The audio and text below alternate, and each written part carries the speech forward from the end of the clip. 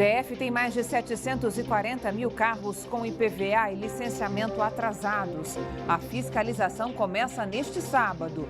Sindicato dos Médicos pede a interdição do Hospital do Paranoá. Bebê é encontrado morto em lixo de Sobradinho. Educação anuncia a reabertura da escola interditada há 4 anos por vazamento de gás na estrutural. Veja também, DF deve receber 100 mil justificativas de votos nas eleições deste ano. Notícias da terça-feira no DF e em torno. Agora no Band Cidade, segunda edição.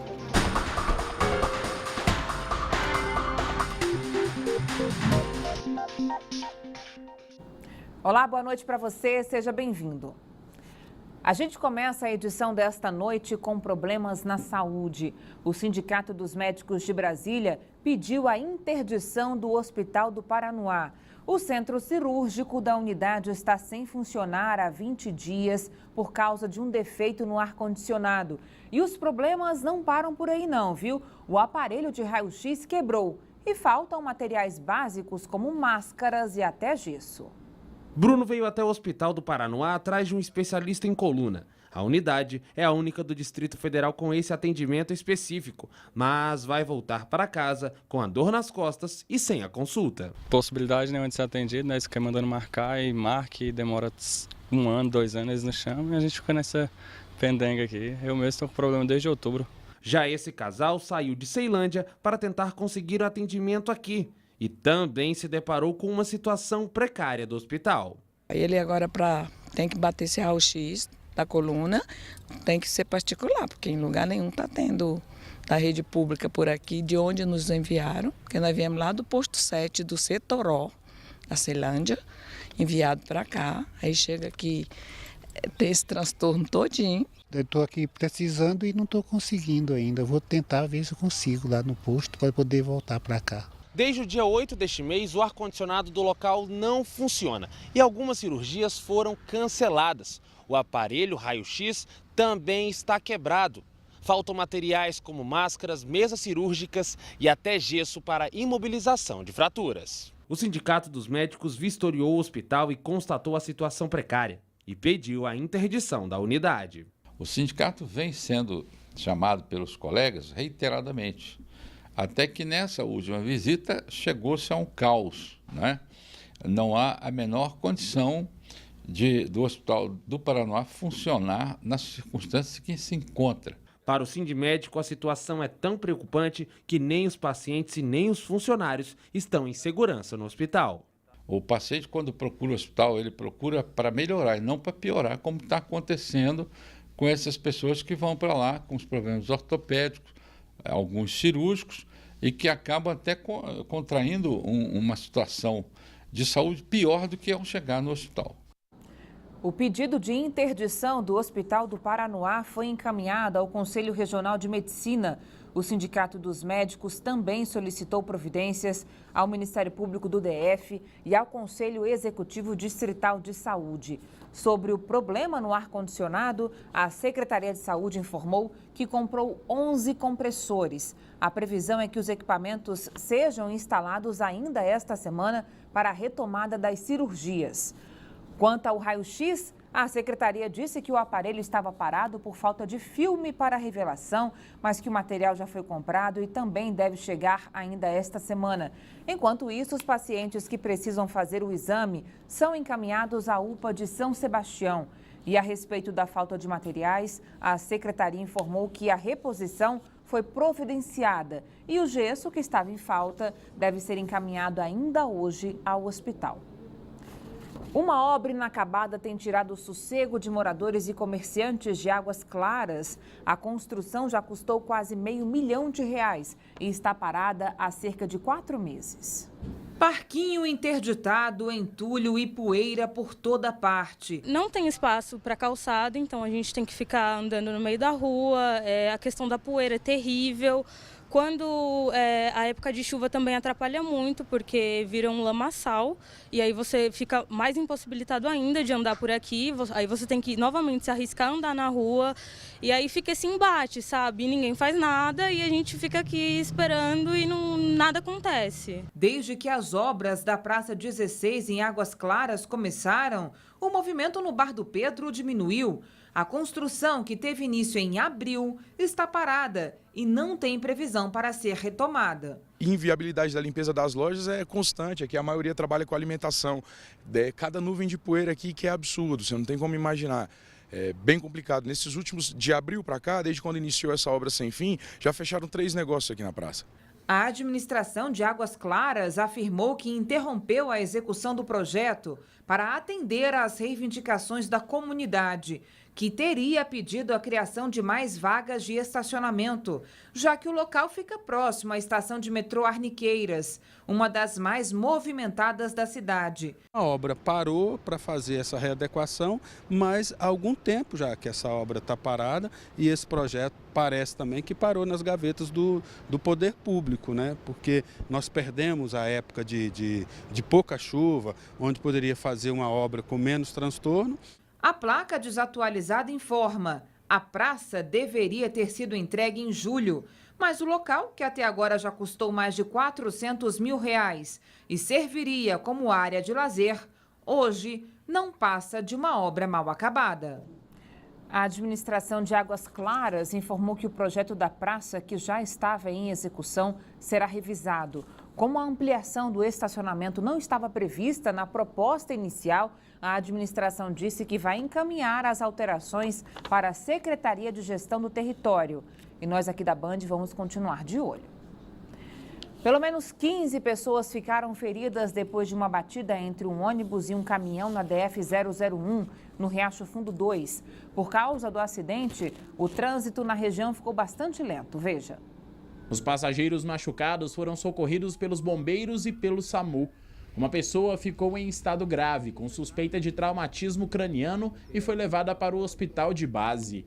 Outras 10 reclamaram de dores no corpo e tiveram alguns ferimentos leves. Elas foram levadas para o hospital de Taguatinga e também para o de Santa Maria.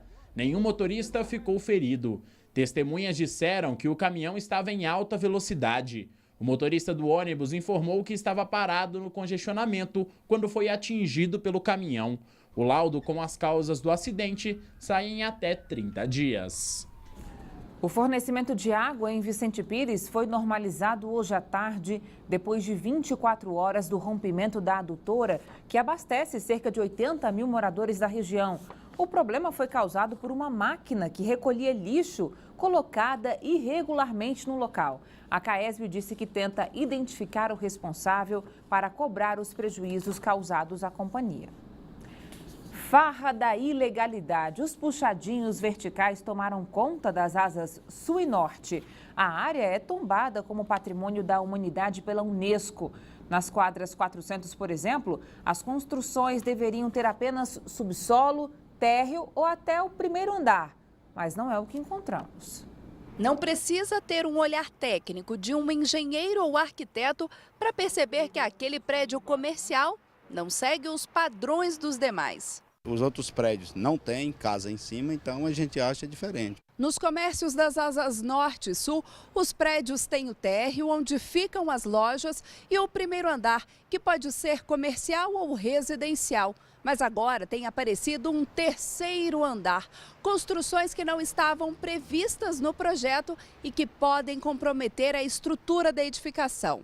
Quando você acrescenta uma estrutura, cargas que não foram objeto do cálculo e do estudo, você começou o compromisso imediatamente. Se essa estrutura está aí há 20 anos e ainda não arrebentou nada, o dia dela vai chegar. Sem contar que não está de acordo com o projeto inicial de Brasília, tombado como patrimônio histórico. Elas estão realmente desrespeitando uma maneira brasiliense de se expor ao mundo. E isso também é sério, isso também é um valor nosso e da nossa cidade. Mas o professor afirma que se a construção está lá, já consolidada, é porque faltou o olho da administração pública. Se as nossas construções são desrespeitadas, a fiscalização pública é muito bem paga, há um quadro enorme de fiscais, há uma burocracia gigantesca, embora feita por cabos eleitorais em parte, infelizmente, mas que o papel público dela é não permitir o desrespeito à ordem pública.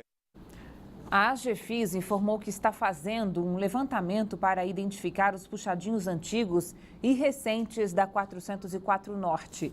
Disse ainda que trabalha no combate de novas construções irregulares e que vai fazer um estudo detalhado antes de qualquer ação.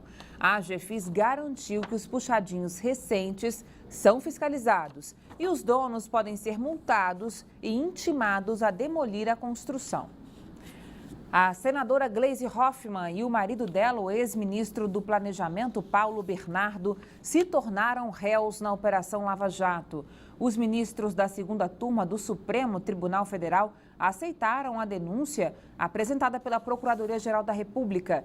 A Juliana Cury está aqui ao vivo e tem mais informações para a gente. Oi, Juliana, boa noite para você. Boa noite, Carol. Boa noite a todos. A decisão foi unânime lá na segunda turma do Supremo. Todos os ministros seguiram o voto do relator, ministro Teori Zavascki. Gleisi Hoffmann e Paulo Bernardo, eles se tornaram réus pelos crimes de corrupção e lavagem de dinheiro. Eles foram denunciados em maio deste ano e a acusação é que os dois receberam cerca de R$1 milhão ilegalmente para financiar a campanha da senadora em 2010. De acordo com o depoimento de um dos ex-diretores da Petrobras, Paulo Roberto Costa, que fez acordo de delação premiada, o valor foi desviado da estatal. Gleisi e Paulo Bernardo também foram citados na delação do doleiro Alberto Youssef. O ex-ministro teria pedido esse dinheiro ao ex-diretor da Petrobras, que por sua vez passou essa determinação para o doleiro. Os ministros do Supremo consideraram a denúncia da Procuradoria-Geral da República válida, porque ela descreveu toda a conduta individual de cada um deles e também não houve contradição nos depoimentos dos delatores. Também foi transformado em réu o empresário Ernesto Kugler Rodrigues. Ele é acusado de ser o intermediário no repasse de dinheiro para a campanha petista. Agora, o que acontece, Carol, eles se tornam réus e serão julgados também pela segunda turma lá do Supremo Tribunal Federal. Mas antes, o relator, ministro Teori Zavascki, vai pedir à Polícia Federal que sejam feitas novas diligências, que a polícia aprofunde ainda mais essa investigação para que ele tenha o material necessário para esse julgamento. Portanto, ainda não tem data, para esse julgamento, não está marcado, pode demorar alguns meses, pode demorar até um ano, vai depender do resultado dessas diligências e a gente segue acompanhando tudo. Ok, Juliana, obrigada, boa noite para você. Um funcionário do SLU encontrou um recém-nascido morto dentro de uma caixa em Sobradinho 1. A foto enviada por um telespectador da Band mostra a criança enrolada em um lençol. O bebê foi localizado pelo trabalhador durante a separação do lixo na unidade. A polícia investiga quem teria deixado o bebê neste local. Vamos falar de música. O cantor Guga Camafeu se prepara para um novo projeto, a gravação da segunda parte do DVD dele no Hotel Royal Tulip. Os shows serão nos dias 7 e 8 de outubro e vão contar com a participação do grupo Nat Roots.